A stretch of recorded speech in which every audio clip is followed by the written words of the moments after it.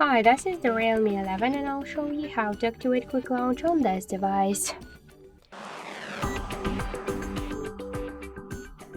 So if you wanna, for example, by press and hold the down volume button to open the flashlight, you should open first the settings